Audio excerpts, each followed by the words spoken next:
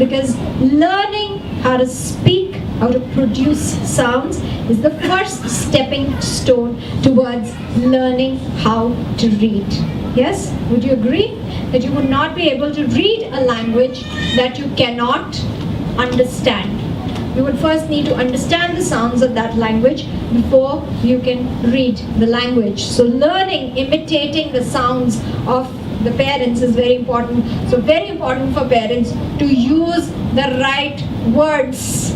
So if you go on using the wrong words, that's what your children are going to learn. If you go on using the wrong pronunciations, then they will pronounce wrongly. And I have seen that happening, so if you leave children with, lower education people, like a lot of children are with maids, etc. all day, and those children, they pick up the words the way maids say it. Okay, so if they're saying, instead of saying hair, if they're saying hair, so, then every word they're pronouncing badly. So when the child learns to spell, he's thinking of the word like that. So he's spelling it like that. So when you're thinking that my child doesn't know how to spell, that is why. Because the child has never heard you pronounce the word. He's heard the wrong pronunciation all through.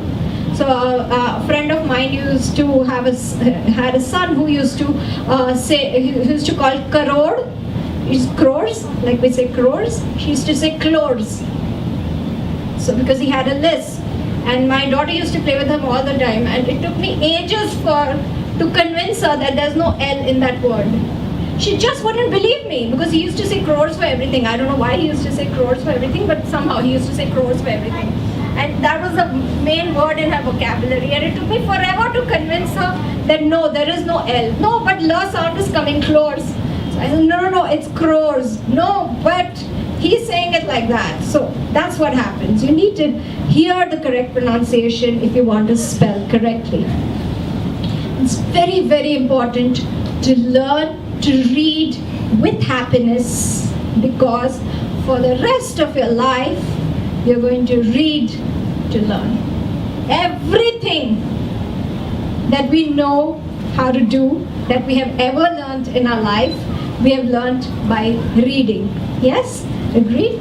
So it's very important that a child has a very good relationship when building. So you should not scold a child or chide a child while they're learning how to read. Reading should be a very happy experience for a child, because that is the one thing that is going to take them forward. But reading is not such an easy thing, It's like a very, very, very complicated thing. The reading is using two different parts of the brain.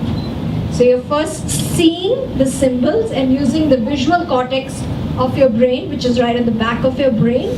And then you're interpreting these symbols as sounds by the auditory cortex of the brain, which is situated here. So you're using two totally disconnected organs and connecting them by reading. I'm sure none of you thought of it like that ever, because once you become proficient readers, who even thinks of all these things?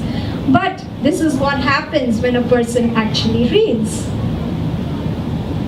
So very, very beautifully someone said, reading is listening with the eyes. So can you imagine how complicated that is? You're actually trying to see something and you're listening to that. You're listening to the word dog, but actually no one's saying dog. You're just reading it over there, but your mind is interpreting it as a sound and as a picture. So it's a very, very complicated thing.